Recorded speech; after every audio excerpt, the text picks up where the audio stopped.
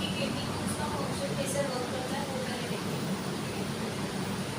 अच्छा आगे तक दिखाई दे रहा है मुझे तो पहले दिखाई दे रहा है क्या? पीछे का आधी प्लान है हाई प्लान दिसत आहे का सगळ्यांना?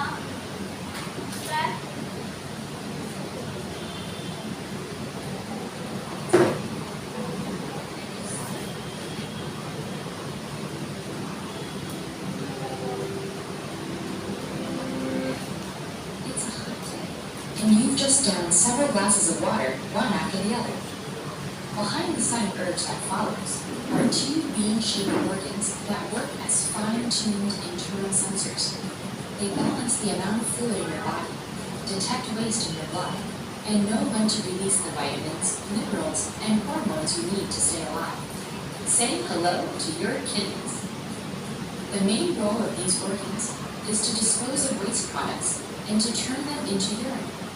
The body's 8 liters of blood pass through the kidneys between 20 and 25 times each day, meaning that together, these organs filter about 180 liters every 24 hours. The ingredients in your blood are constantly changing as you ingest food and drink, which explains why the kidneys need to be on permanent duty.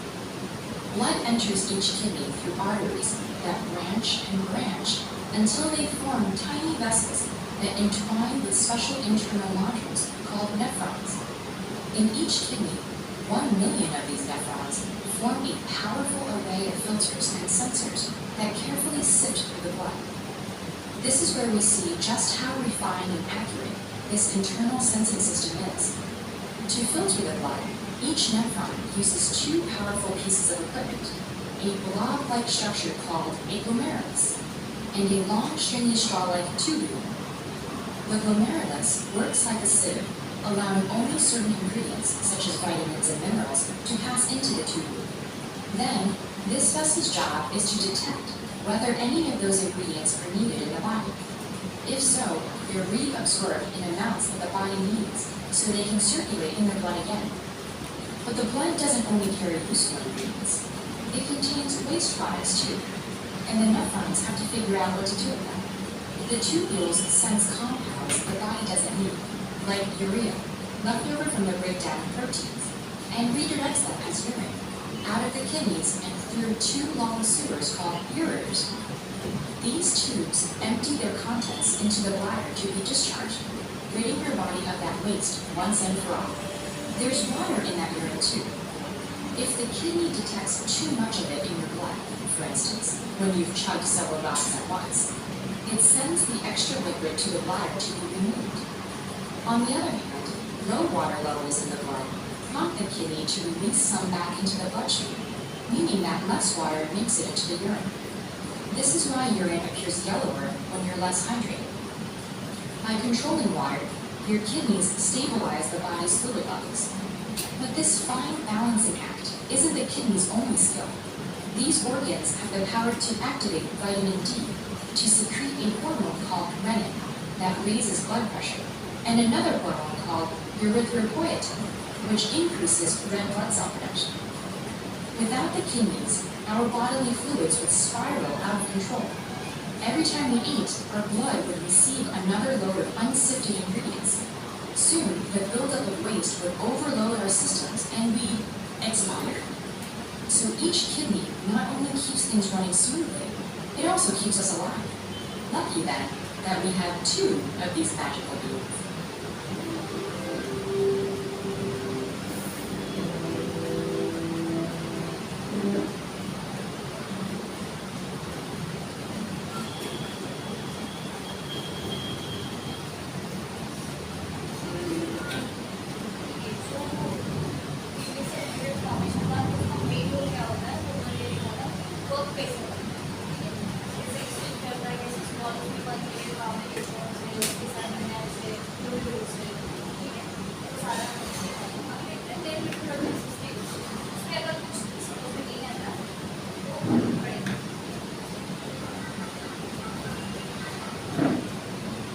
If you keenly observe, every kid has characters taken from their parents. Yes, characters from both mom and dad. Have you ever wondered why this happens? Why do we find random characters in the kids which belong to the same parents? In simple language, we can say that it is because of the sexual reproduction in organisms. Yes, although the logical reasoning can be provided by genetics, we will not really get into the details of it. We will restrict ourselves to the major process responsible for this. Now you may wonder as to how sexual reproduction can be responsible for the variations in organisms. For this, we need to stop by the definition of sexual reproduction once again. Do you remember what it was? Let me help you. Sexual reproduction is the type of reproduction which involves fusion of gametes to give rise to new individual. Now here the term fusion of gametes is the answer to our question. Why is that so? This is because if we say that the zygote is formed with the fusion of gametes, then it means the newly formed individual will have a blend of characters. Thus, in order to learn sexual reproduction, we need to understand the gametes first. Gametes are sex cells and are different in both males and females. Do you know what they're called? Yes, we have come across these terms. The male gamete is called sperm, while the female gamete is called ovum. In order to study them, we first need to take a glance at the reproductive systems. This will give us an idea of how the gametes are produced and help us understand the fertilization process better. So in this video, let us learn about the male reproductive system. To begin with, we take a look at the location where the sperms are exactly produced. These oval-shaped structures on either side are the ones we are referring to. The single structure is called testis, while the pair is called testes, or simply a pair of testicles. Now these are an important part of the system and need to be protected, right? So we have a covering of skin over it. This forms a bag-like structure, and do we have a name for it? Yes, the bag-like structure is called the scrotum. So the scrotum is the pouch which contains the testis. Now the sperms produced will have to travel in order to reach the female body. So who will make sure that the sperms are carried outside the testes? This responsibility is taken up by the mass of coils that we can see here. This is called the epididymis and the pair is called the epididymites. The mass then carries the sperms to this single connecting long coil. This is called the vas deferens. Where will the deferens carry it further? Directly outside the body? No, they will carry it into something called as the ejaculatory ducts. But where does the ejaculatory duct head to? It heads to a destination where the sperms get mixed with a nourishing fluid. Wait a second, what kind of fluid are we referring to? And why is it needed here? Basically, the sperms need nourishment to survive. Also, they need to be protected from acidic conditions coming their way. Hence, various glands come to the rescue by secreting a few important secretions. The first one is the seminal vesicle. It secretes a fluid that helps in nourishing the sperms. Can you see this bulb-like structure here? It is the prostate gland which helps in secreting the prostate fluid. Now the sperms floating in the fluids reach the urethra from where they can be released outside the body.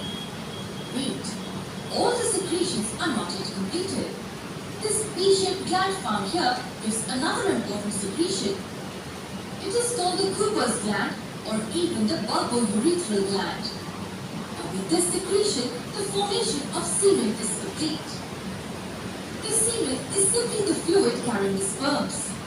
It is carried out by the urethra which runs through the penis. Now these sperms will reach the female reproductive system and only one among all will be able to carry out the fertilization of the ovum. But tell me one thing. Looking at the structure of this single sperm, can you guess whether it is a unicellular or a multicellular structure? It is a single cell. Although the structure may not seem to be that of a single cell, The sperm is definitely unicellular. It bears a head region called the nucleus. Then it has this middle part with the mitochondria for providing energy to swim across. But then who will help in the swimming process physically? That's the business of this tail region. The tail helps in the swimming activity. Now we're done with the basics of the male reproductive system. Let me quickly recap the process we saw above. The sperms are produced by the testes. The mass of coils called the epididymis carries the sperms to the vas deferens, which is a long coil. From there it goes to the ejaculatory duct where it gets mixed with nourishing fluids. From there it reaches the urethra. And after the secretion from the Cooper's gland, the formation of semen is complete. So what will we learn before the fertilization process? Of course, the female reproductive system. Do watch our next video to learn more about it. ये समझ में आया कुछ doubt है इसमें? समझ में आया डाउट है? Is it clear or not? समझ में आ गया? इसको कुछ डाउट है related?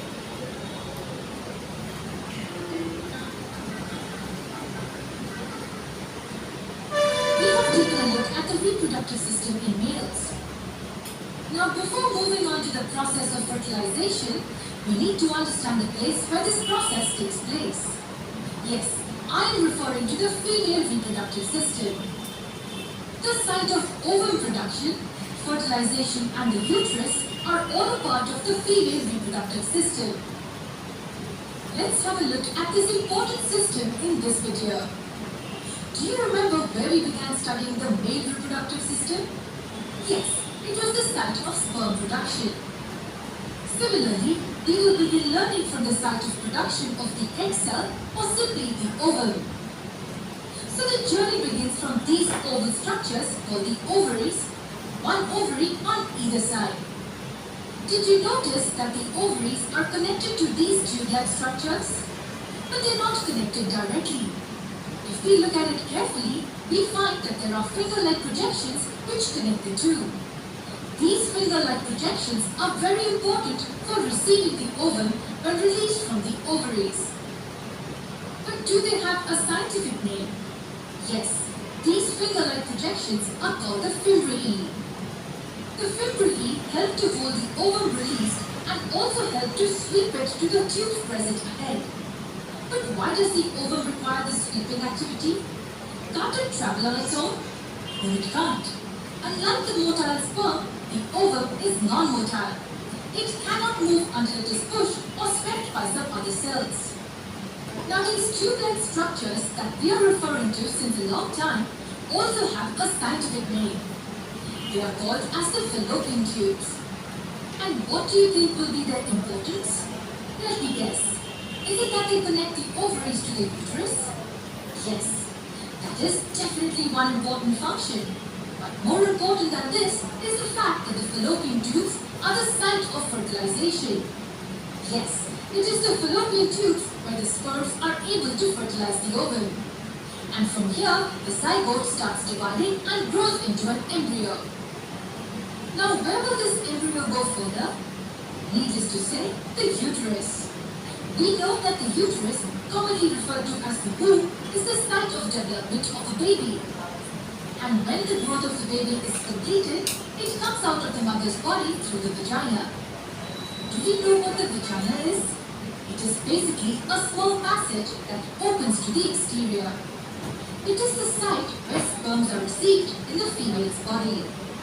On the other hand, the same passage is used for passing the baby out of the body during childbirth. Now that you've learned both the reproductive systems, can you tell me which one is more complex than the other one? Just think for a moment. If you think it is the male reproductive system, you may be wrong. Yes, the female reproductive system is more complex. The system is designed for the complete process of fertilization as well as the growth and the development of the baby. That is the reason why it is slightly more complicated compared to the male reproductive system. This was just an overview of how the female reproductive reproductive system is. We will get to know how every organ in the system works efficiently when we understand the process of fertilization and the development process of the embryo in detail. For that, you need to watch our next video.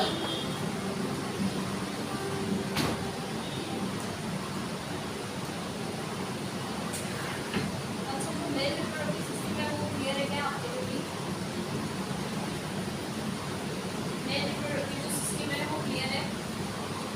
Female के बारे में थोड़ा बहुत deep करना पड़ेगा ये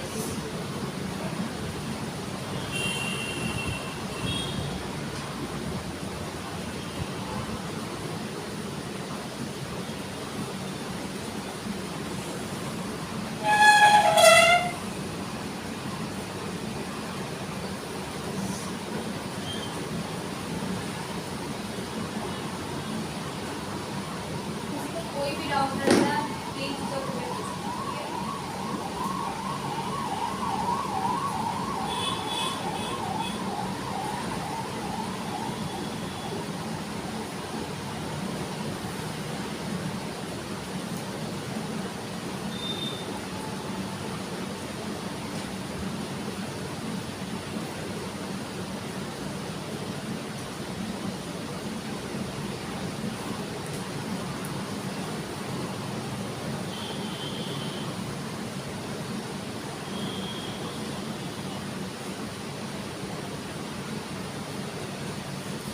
Fallopian tube कितने? Ovary, cervix, vagina, uterus, ये कंपाउंड बेसिकली जो इन्वॉल्व होते हैं फीटल रिप्रोडक्टिव ऑर्गन्स, ठीक है? इसमें से देखते हैं फैलोपियन ट्यूब क्या करता है, ओवरी क्या करता है, सर्विक्स का क्या काम होता है, वजाना का क्या काम होता है, एनस को ऑब्जर्व होता है एंड यूटेरस। एनस को हटा सकती हो तो ये क्या करता है वेस्ट प्रोडक्ट को बाहर निकालने में हेल्प करता है। तो इन में से सबसे पहले देखते हैं फैलोपियन ट्यूब क्या करता है, वो क्या करता है। सबसे पहले आता है वो एज स्ट्रक्चर की सब डायग्राम निकाल बाहर निकाल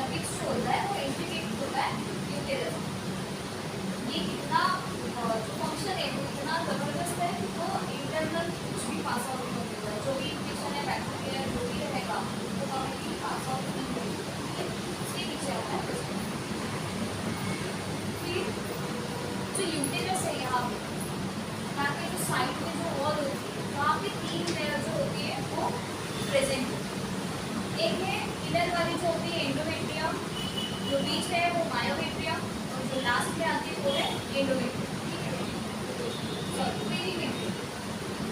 फिर जो एंडोमेट्रियम जो होती है वो बनती है मंथ, जब मेंस्ट्रुएशन साइकिल होता है तब ये बनता है, ठीक है। ओवरी में क्या होता है, बहुत सारे क्या होते हैं, एग्स वो मैच्योर होते हैं, उसमें जब अभी मेंस्ट्रुएशन साइकिल आप पढ़ोगे तब पता चलेगा कि आपको फर्टिलाइजेशन कैसा है। इसलिए बेसिकली इसका क्या फंक्शन है, पहले बताते हैं। तो ओवरी का क्या होता है, ओवरी में क्या होता है, एक मैच्योर होता है मतलब वो बन रहा है, ठीक है। फिर यहाँ से बाहर आएगा वो, ये क्या होगी, फैलोपियन ट्यूब, ये क्या करेगी, ट्रांसफर करेगी, ट्रांसपोर्ट करने का काम कौन करेगी, फैलोपियन। तभी क्या होगा, यहाँ पे एंडोमेट्रियम की लेयर बनेगी ना, जो मेंस्ट्रुएशन में जब भी वो ब्लीडिंग जाता है तो यहाँ पे एंडोमेट्रियम की लेयर बनती है। अभी एक अगर यहाँ से बाहर आया तो यहाँ पे क्या होता है, वो खुद होकर रप्चर्ड होता है, वहाँ पे एंडोमेट्रियम की लेयर बनती है। वही एंडोमेट्रियम की लेयर जो होती है वो मंथली मेंस्ट्रुएशन होता है, मतलब ब्लीडिंग जो होता है वो हमें 7 डेज तक है, मैक्सिमम होता है डेज 1 to 5 डेज, और किसी को 7 डेज तक हो, वैसे एवरेज तो 7 डेज पकड़ा जाता है, 5-6 डेज नो। यहाँ पे एंडोमेट्रियम की लेयर जो होती है वो बनती जाती है, और फिर जो होता है ब्लीडिंग क्या होता है, अचानक को डॉक्टर का जो वीडियो है ठीक है। ये इतना समझ में आ गया। अभी मेंस्ट्रुएशन की तरफ बढ़े, मेंस्ट्रुएशन साइकिल। अच्छा, तो यूटेरस होता है, ये क्या करता है, यूटेरस क्या करता है, बेबी को ग्रोथ करने के लिए, ये एक प्रकार का वो या फिर बेबी के लिए जो डेवलपमेंट होने वाला उसको एक एज अ गाड़ी डेवलपमेंट मतलब नॉरिशमेंट करने वाली जो वॉल होती है, ठीक है। यूटेरस का क्या काम रहेगा, वहाँ पे बेबी का जो भी होगा वो, ठीक है। सभी सबको पता चल गया, मजा आया, पता चल गया, और लास्ट होता है तो अभी देखते हैं ओवरी की इंटरनली क्या होता है, ठीक है। ये निकालें, इसलिए इसको कुछ डाउट समझ में आ गया। ओवरी क्या करता है, ओवरी में क्या होता है, एक क्या होता है, मैच्योर, फैलोपियन ट्यूब क्या करेगा, यूटेरस का क्या रोल है, बेबी ग्रो करना, उसी के अलावा ठीक है प्रेग्नेंट होगी तो तब हो जाए, विदाउट प्रेगनेंसी क्या रहेगा, एंडोमेट्रियम क्या होगी वहाँ पे बनेगा, मतलब वो क्या है, एक बाहर आने के बाद क्या होता है, एक बाहर आने के बाद क्या होता है, रप्चर्ड होता है, वो खुद फूट जाता है, वहाँ पे क्या होती है, ब्लीडिंग की वो जो लेयर होती है वो ब्लीड होती है, उसको क्या बोला जाता है, एंडोमेट्रियम, ठीक है। उस लेयर को बोला जाता है एंडोमेट्रियम। एंड देन वेल वो नॉरिश होने के बाद, अच्छे से वो ब्लीड होने के बाद एंडोमेट्रियम, देन क्या होता है, आपके पीरियड्स आते हैं, ठीक है, वो होता है मेंस्ट्रुएशन। अभी इंटरनली क्या फॉर्म होता है वो बताइए, ठीक है। मिला रही इसको कुछ प्रॉब्लम है लेना, सभी का क्या रोल है, एंट्री ऑफ यूटेरस, ये इंटरनली किसी को बैक्टीरिया हो या इन्फेक्शन हो किसी को एंट्री नहीं देता, सर्विस की पार्ट होते हैं, नहीं सर्विस का पार्ट कुछ नहीं होता, बस वहाँ से जो भी पार्ट डिस्टर्ब है, जो भी अपना न्यूक्लियर है वो पास आउट होता है।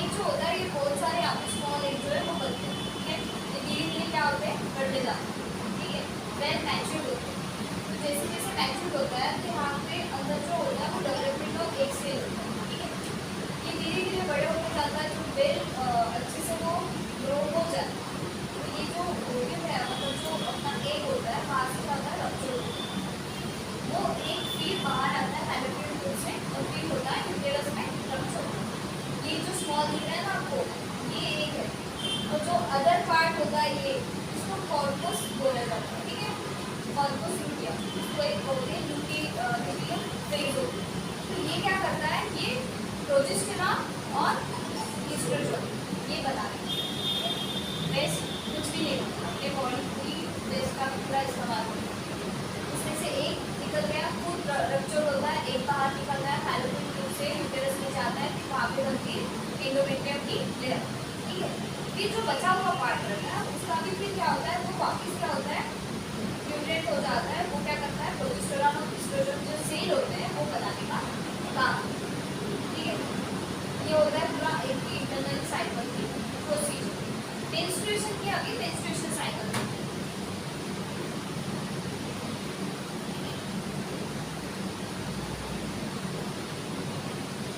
इसमें 4 फेज है, ओके। 1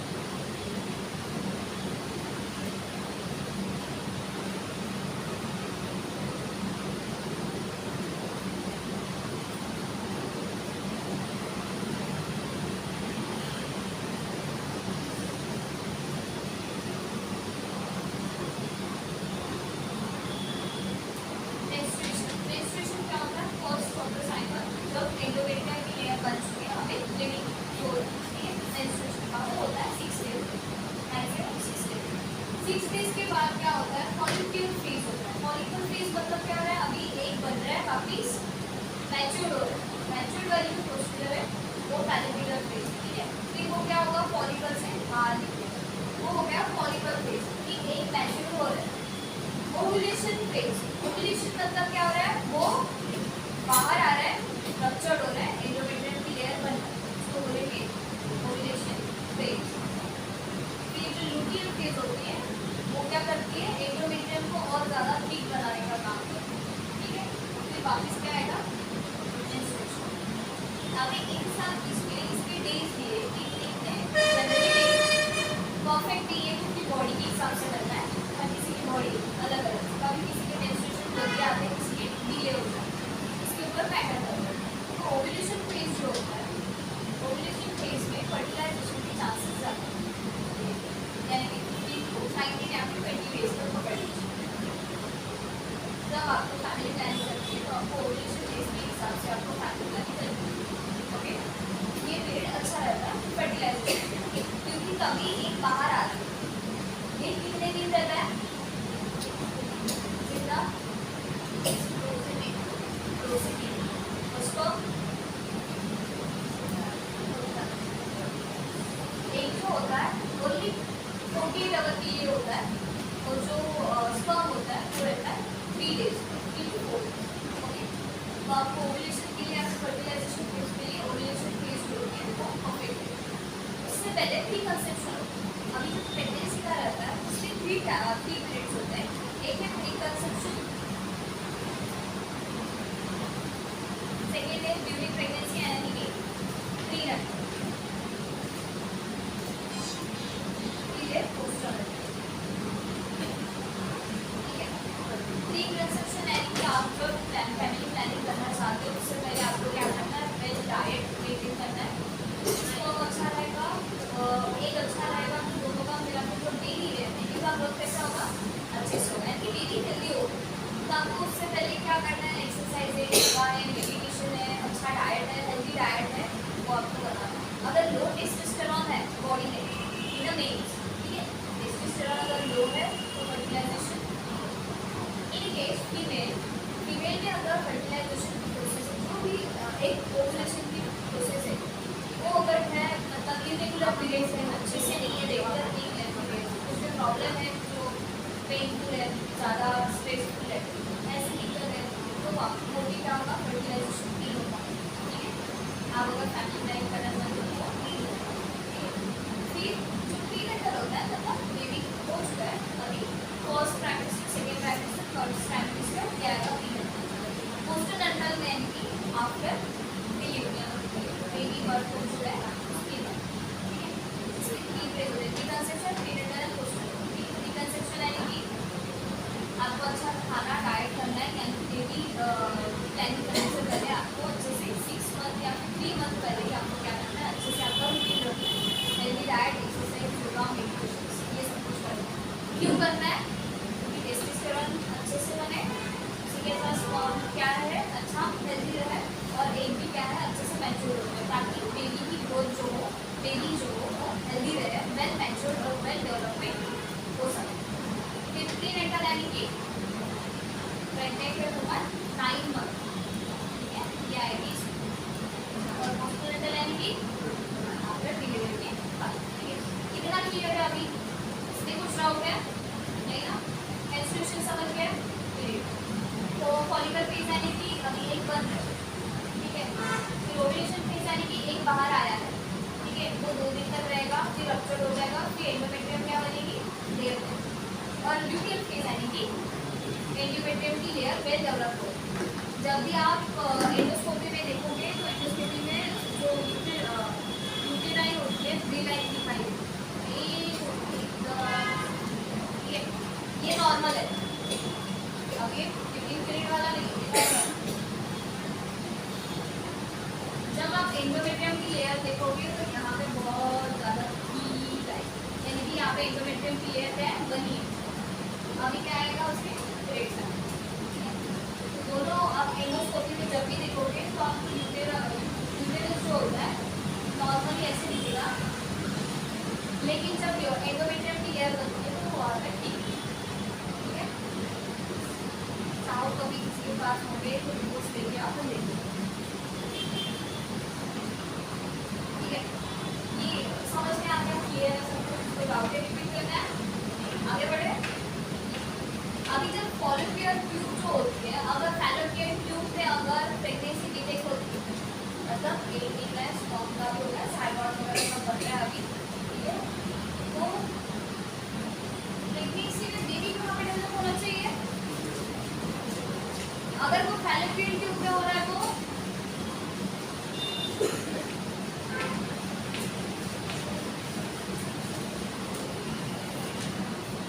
कहाँ पे होना चाहिए? यूटेरस में। अगर फैलोपियन ट्यूब में अगर एक और यहाँ पे बेबी का क्या है डेवलपमेंट हो रहा है तो इसको एक्टोपिक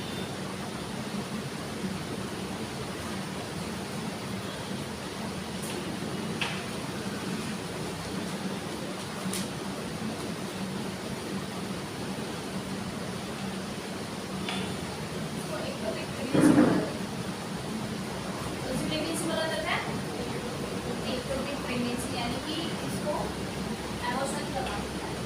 तो अगर क्योंकि एक बात बताओ, जितना वॉल्यूम यूटेरस में है कैपेबल, तो जैसे बेबी ग्रोथ हो जाएगा तो वो कैसे हो जाएगा, फ्लेक्सिबल इलास्टिक टिश्यूज है ना वहाँ पे, ग्रोथ होता है तो क्या होता है, स्ट्रेच बढ़ता है ना, टंगी बढ़ती है, दूध बढ़ता है, बराबर है।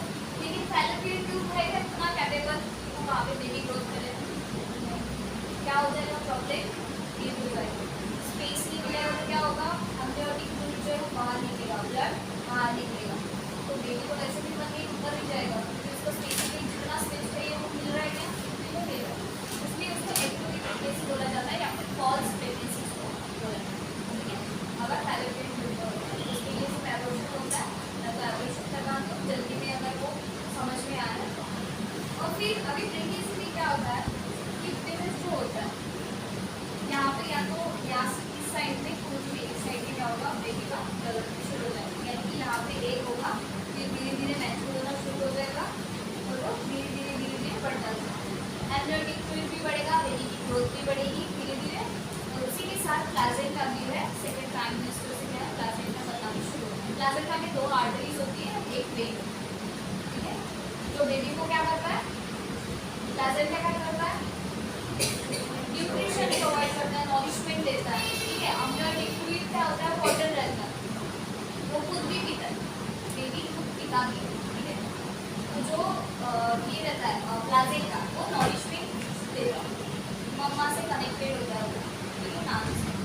ब्लड के थ्रू नॉरिशमेंट देता है। ठीक है, जितना मदर जो है जितना खाना इंटेक करेगी, कुछ कुछ होते हैं जो हेल्थ को लेके वेट के लेके क्या होता है, बहुत ज़्यादा कॉन्शियस रहते हैं कुछ लोग कि नहीं मैं ज़्यादा मोटी हो रही हूँ, मुझे खाना नहीं चाहिए, कभी से कॉन्शियस है जितना खाना खाओगे उतना खाना चाहिए, लेकिन भी उतना नहीं बोलेगा। ड्यूरिंग प्रेगनेंसी में 20 kg वेट बढ़ता है, 20 kg वेट बढ़ता है जनरल। ठीक है, प्रेगनेंसी के बाद जितना मदर जो है जितना खाना खाएगी जितना अच्छा है उतना ही ज़्यादा न्यूट्रिशन किसको मिलेगा, बेबी को। अभी देखते हैं इसके साथ कि जब प्रेगनेंट वुमन होती है तो उसके साथ क्या क्या प्रॉब्लम्स मदर को फेस आउट करना है। अभी धीरे धीरे ठीक है, फर्स्ट इसमें क्या होता है, फर्स्ट मंथ जो होता है उसमें एक जो होता है फॉर्मेशन होता है। ठीक है, स्पर्म हो गया, फिर सिंगल, फिर 4 जाइगोट से, ठीक है, तो जनरेट होगा धीरे धीरे। और स्टार्टिंग कहाँ से होती है, हार्ट और स्पाइनल अपना इंटीग्रेट होता है हीरो को। फिर सेकेंड और थर्ड भी ये बन जाता है। जो थर्ड होता है मतलब सेकेंड ट्राइमेस्टर में 4 मंथ जो होता है, 4 मंथ से 6 मंथ तक क्या हो गए, अदर ऑर्गन्स क्या हो गए, बनना शुरू हो गए। तो वेल ब्रीदिंग पूरा डेवलप हो जाता है। 5th और 6th मंथ उसको सुनाई नहीं देता है, उसको सब कुछ दिखाई देता है। फिर जो लास्ट मंथ होता है तो बेबी क्या होता है, अच्छा हेल्दी खाना डाइट कर रहा होता है, फिर आगे जो है वो बनती है, उसी के साथ उसका जो स्पाइनल कॉर्ड है वो बन रहा है। स्पाइनल कॉर्ड पूरी तरीके से नहीं बनता, लाइन बनता, बट बेबी कितना दिख देता है उसको डिपेंड करता है। तो पूरा स्पाइनल कॉर्ड बनने के बाद ये होता है लास्ट मंथ 9th मंथ जब बेबी बाहर निकालता है। ड्यूरिंग उस समय में इतने 9th मंथ में हर एक ट्राइमेस्टर में 3 ट्राइमेस्टर होते हैं, हर एक ट्राइमेस्टर में 3 मंथ। ये समझ गया, फर्स्ट सेकेंड और ये क्या था, इसमें आएंगे 1 to 3 मंथ, आएंगे 4 to 6 मंथ, इसमें आएंगे 7 to 9 मंथ। समझ गए, इज इट क्लियर? तो ये 3 ट्राइमेस्टर के हिसाब से बेबी इस तरीके से डेवलप होता है। जो प्रोजेस्टेरॉन एस्ट्रोजन जो होता है वो क्या करता है, हेल्प करता है बेबी को नरिशमेंट देने। ठीक है, अभी जो एम्नियोटिक फ्लूइड होता है वो क्या करता है, क्या सोचो से वहाँ पे एम्नियोटिक फ्लूइड की विदाउट एम्नियोटिक फ्लूइड हो सकता था बेबी, क्यों रहता है क्योंकि वहाँ पे पानी क्या प्रोटेक्ट करने, जब कोई जल लग जाए या फिर झटका लगता है क्या होता है, वो पानी कैसा रहता है, उसको फिर तो मतलब ज़्यादा अच्छा है प्रोटेक्ट, फिर क्या होता है, जंप होता है, उठता नहीं है, सिर्फ जंप करता है। जंप भी लगता है तो क्या होता है, वो स्टेबल रहता है, मतलब बेबी को कुछ नहीं होता, सिर्फ पानी का माइनस करता वाइब्रेशन या फिर जंप है जो लगता है, लेकिन बेबी सेफ रहता है। तो ड्यूरिंग प्रेगनेंसी में क्या क्या होता है, अभी जैसे धीरे धीरे क्या है, बेली बढ़ता है, तो बेली हमेशा 30 सेंटीमीटर तक बढ़ता है। ये हो गया डायग्राम समझो, तो यहाँ तक बढ़ता है। ठीक है, 30 सेंटीमीटर तक सेकेंड ट्राइमेस्टर। ठीक है, अभी जब थर्ड ट्राइमेस्टर होता है तब ये नीचे की डायरेक्शन में होता है, यहाँ नीचे आता है थर्ड ट्राइमेस्टर। ऐसा क्यों होता है, क्यों, उसको क्या पता है, क्यों मान लिया मैंने, वो नहीं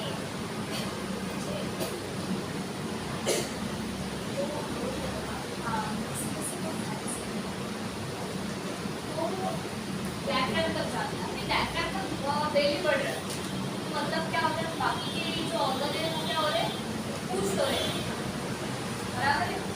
अभी ऑर्गन पुश हो रहे हैं, खाना तो खा रही है मदर, लेकिन स्पेस मिल रहा है नहीं, जगह नहीं, तो इंटेस्टाइन है, लार्ज इंटेस्टाइन है, वहाँ पे भी क्या है, प्रेशर बढ़ रहा है, तो जिसकी वजह से क्या हो रहा है, प्रॉब्लम क्रिएट हो रही है, तो कॉन्स्टिपेशन का प्रॉब्लम आता है, और ऊपर से ब्लड सप्लाई बराबर नहीं होगा पैरों में, तो एडिमा का प्रॉब्लम आता है, पैरों में सूजन होती है, एडिमा या फिर स्वेलिंग करेगी।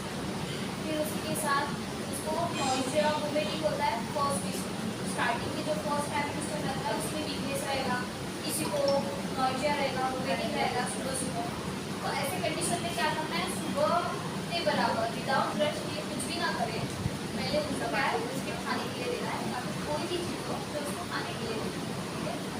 क्यों, क्योंकि उससे नॉइजिया और वोमिटिंग नहीं होती, वीकनेस आता है। कंटिन्यूसली अगर मदर नॉइजिया करेगी तो ऑब्वियसली वो टायर्ड हो जाएगी, नेक्स्ट क्या है तो फर्स्ट प्राइम मिनिस्टर ने बहुत सारे सेकंड प्राइम मिनिस्टर में क्या होता है बेबी ग्रो होता है धीरे धीरे भूख को नहीं लगती है उसी के साथ अदर ऑर्गन्स को प्रेशर होता है शॉर्टनेस ऑफ ब्रीदिंग होता है मतलब सांस लेने में प्रॉब्लम है ना क्योंकि ये डायफ्राम तक जा रहा है तो प्रेशर को ऊपर में भी पड़ता है लंग्स की तरफ तो ब्रीदिंग प्रॉब्लम में भी थोड़ा सा होता है कि शॉर्टनेस ऑफ ब्रीदिंग रहता है बट कम इसमें जितने अमाउंट में नॉर्मली ऑक्सीजन रहता है उससे थोड़ा बहुत कम जाएगा 10% या फिर 20%। फिर उसके बाद जो थर्ड टेम्परेचर रहता है उसमें क्या होता है वेट बढ़ जाता है तो लोअर बैक पे पेन लोअर बैक के ऊपर बहुत ज़्यादा पेन होता है किसी को टेल को होता है मतलब टेल में पेन होता है ठीक है टेल को जो होता है उसमें फिर किसको वेरिकोज वेन का भी प्रॉब्लम आता है क्यों आएगा वेरिकोज वेन का प्रॉब्लम वेरिकोज वेन पता है किसको दिखा था हमारा पी जो नर्व्स है जो वेन से वो भी बाहर निकली स्किन से हाँ उसको बोला जाता है वेरिकोज वेन वो प्रॉब्लम अगर क्यों होती है क्योंकि बेबी बढ़ रहा है तो अदर लंग्स का काम जो है कितना स्लो हो चुका है इसकी वजह से काफी के प्रॉब्लम्स क्या है डिटरमाइंड हो रहे हैं वेरिकोज वेन हो गया कॉन्स्टिपेशन हो गया हेमोरॉइड्स भी होता है क्योंकि देखो एक बेबी को ग्रोथ होने के लिए क्या लगता है हीट लगता है हीट की वजह से बेबी ग्रोथ होता है तो हीट ज़्यादा अमाउंट पर रहेगी तो भी प्रॉब्लम आएगा कॉन्स्टिपेशन का प्रॉब्लम पहले से ही हो रहा है प्रॉपर डाइजेशन नहीं हो रहा है इंडाइजेशन होता है एसिडिटी होती है जिसको हाइपर एसिडिटी कभी कभी हो जाती है बॉडी हाइड्रेटेड चाहिए कम पानी हुआ इससे भी प्रॉब्लम हो सकती है बेबी में कुछ प्रॉब्लम हो सकता है नॉरिशमेंट नहीं मिल रहा है पानी जितने अमाउंट में चाहिए जितना मदर पानी इनटेक करेगी उतना क्या रहेगा उसको भी प्रोटेक्शन मिलेगा ना उतना ब्लड इक्विटी करेगा ना उतना जितना पानी पिए इसलिए मदर को हमेशा हाइड्रेटेड रहना है पानी पीते रहना है अगर कम पानी पीते तो यूटिलिटी में भी प्रॉब्लम होता है उसी के साथ इनकन्टीन्यूअस यूटिलाइज का भी प्रॉब्लम होता है यानी कि क्या होता है ब्लैडर के ऊपर क्या बढ़ता है प्रेशर बढ़ता है तो ब्लैडर के ऊपर प्रेशर बढ़ेगा तो कभी कभी एब्नॉर्मली जो कंट्रोल नहीं होता पानी जो है बाहर ठीक है same as it is breast के भी वेल डेवलप होना शुरू हो जाता है तो डिलीवरी क्या है बाहर निकलता है जो ग्रोथ होता है ब्रेस्ट की जब ग्रोथ होती है जब इस थोड़ा छोटे के वजह से ओवर ग्रोथ होती है तो वहाँ पर मिल्क का फॉर्मेशन हो रहा होता है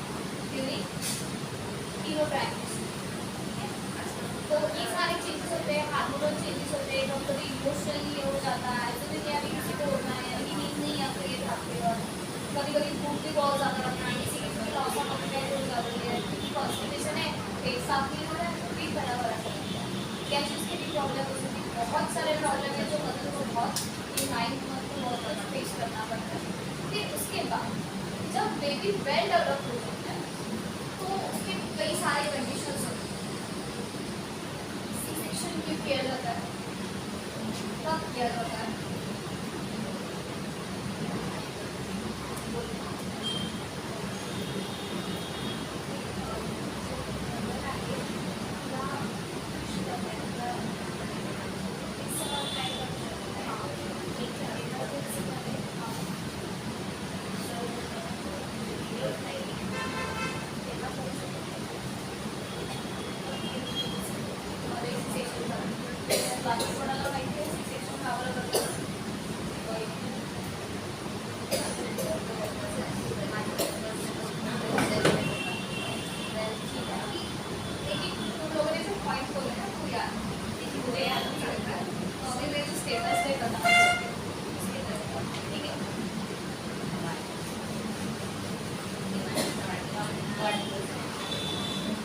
pelvic floor कहाँ पे है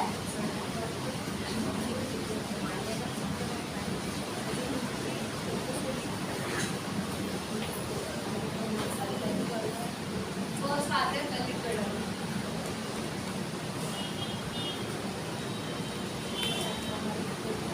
सेकंड आएगा पोजीशन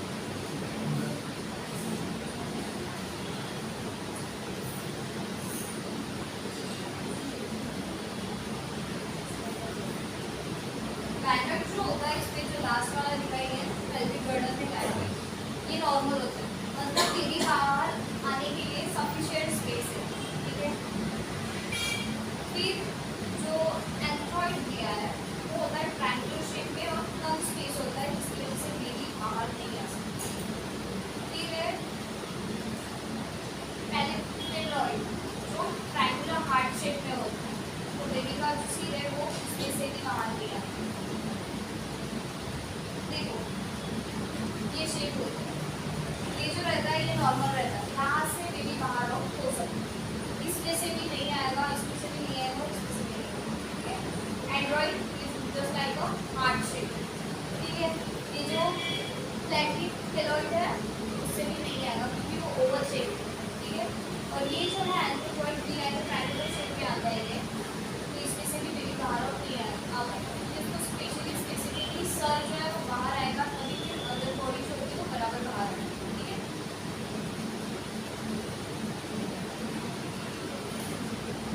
फिर पोजीशन में ऑब्लिगेट सी यहाँ पे फिर यहाँ पे या फिर वहाँ पे रहेगा सी यहाँ पे सर्कल में ऑब्लिक पोजीशन में एक बेंच पोजीशन आती है, इसमें सी ऊपर रहेगा, पैर नीचे की ओर, इसमें भी नॉर्मल डिलीवरी नहीं हो सकती।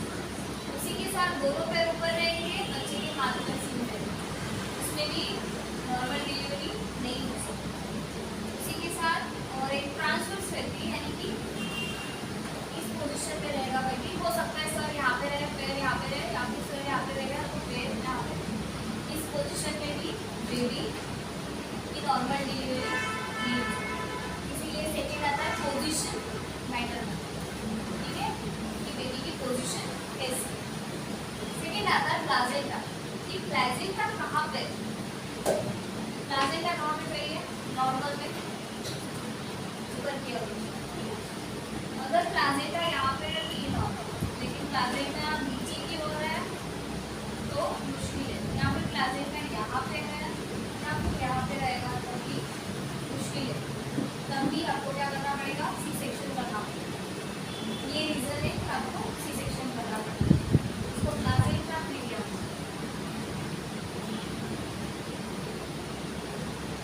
अगर प्लाजेंटा प्रॉपर जगह पे नहीं है तो उसको प्लाजेंटा प्रीविया बोला जाता है, ठीक है। ये समझ के pelvic girdle में अगर सफिशिएंट स्पेस चाहिए और फ्लेक्सिबल चाहिए, उसके लिए क्या करना पड़ता है, पहले से ही योगा स्टार्ट करना पड़ता है, फ्लेक्सिबिलिटी बढ़ाना पड़ता है, ताकि गर्डल का शेप जो है वो स्पेसिफिक इस स्पेस में कि बेबी बाहर आ सके। जिसको नॉर्मल चाहिए रहता है उनका पर्सनली वो खुद का डिसीजन होता है, लेडीज का सी-सेक्शन चाहिए या फिर नॉर्मल, लेकिन जनरली अभी सी-सेक्शन ज़्यादा होती है, नॉर्मल होती है, बट जो हॉस्पिटल वाले को ऐसा चाहिए रहता है तो वो एट टाइम पे सी-सेक्शन हो जाता है, क्योंकि उसमें पैसा नहीं पड़ता, नॉर्मल डिलीवरी को पैसा कम होता है, तो सी-सेक्शन इसलिए ज़्यादा होता है। फिर एक पोजीशन, बेबी की पोजीशन कैसी है उसके ऊपर मैटर करेगी। तो नॉर्मल पोजीशन कौन सी होती है, बोलो। हाँ, तो यानी कि मुंह में क्या रहेगा, सिर नीचे, पैर ऊपर चाहिए, ठीक है, उस तरीके से। और प्लाजेंटा प्रीविया यानी कि अगर प्लाजेंटा नीचे की ओर है या फिर साइड की तरफ रहेगा तो भी आपको क्या करना पड़ेगा, सी सेक्शन करना पड़ेगा। नॉर्मल कैसा चाहिए, ऊपर की डायरेक्शन।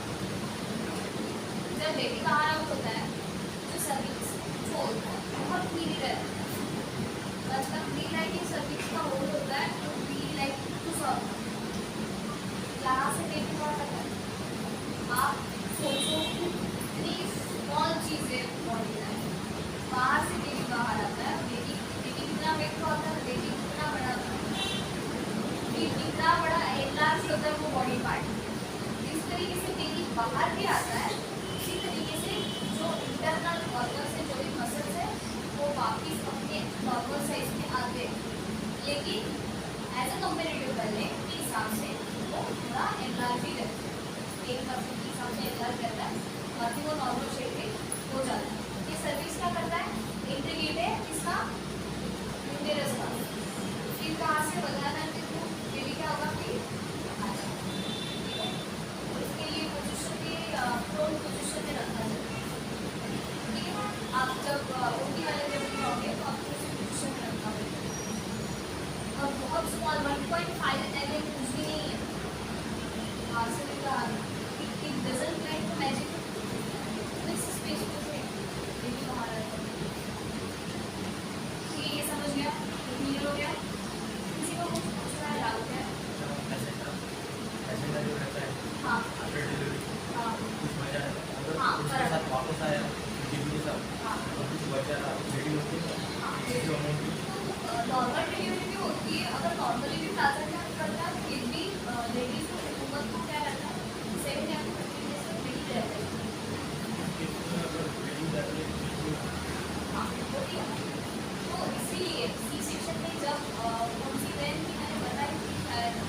जो अपन अभी पढ़े थे सर्विस समथिंग कुछ तो भी वेन है, अगर वो कट होती है तो डेंजर चांसेस है, ठीक है। एक मैडम वीडियो ऑफ करो, एक